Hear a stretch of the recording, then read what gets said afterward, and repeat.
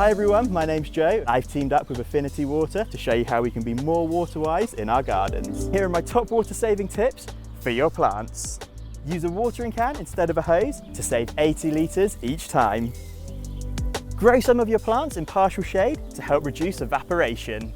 Hold fire on watering that brown lawn. After the next rainfall, it will soon be green again.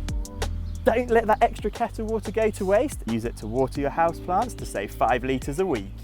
A big drink every couple of days will always be far more effective than a light daily sprinkle.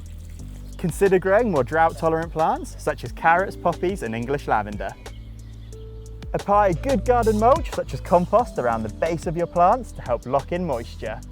Choose your pot material carefully. Ceramic, metal and wood will lose water less easily. Use a saucer to capture the excess drainage from watering your plants. For more water-saving tips, please check out affinitywater.co.uk.